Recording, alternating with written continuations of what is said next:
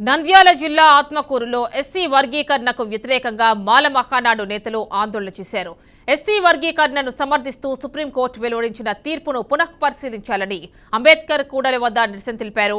రాజ్యాంగం ఆర్టికల్ 341 ప్రకారం సుప్రీంకోర్టు 2004లో ఉన్న న్యాయమూర్తుల కమిటీ వర్గీకరణ కుదరదని వెల్లడించిందన్నారు. ప్రస్తుత సుప్రీంకోర్టు కమిటీ వర్గీకరణకు అనుకూలంగా తీర్పు వెలువరించడం సరైంది కాదని ఆరోపించారు. విభజించు పాలించు అనే ధోరణితో కేంద్ర ప్రభుత్వం ఎస్సీ వర్గీకరణకు మద్దతుగా నిలుస్తోందన్నారు. ఈ క్రమంలోనే సుప్రీంకోర్టు సైతం ఎస్సీ వర్గీకరణను సమర్థిస్తూ తీర్పు వెలువరించడం పట్ల మాల మహానాడు నిరసన చేపడుతోందన్నారు.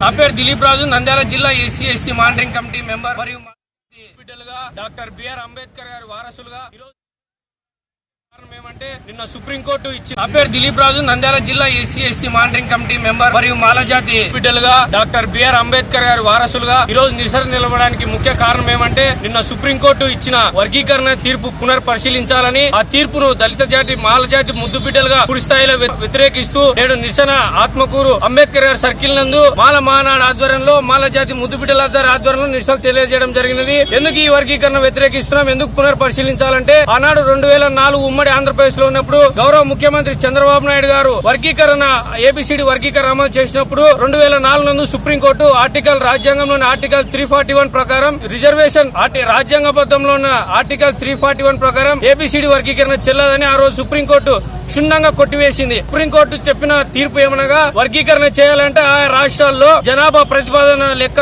వర్గీకరణ ఏర్పాటు చేయాలి, గవర్నర్లతో సమావేశమై ముఖ్యమంత్రులు రాష్ట్రంలోని జనాభా లెక్కలు తీసుకోవాలని చెప్పారు. నా పేరు దిలీప్ రాజు.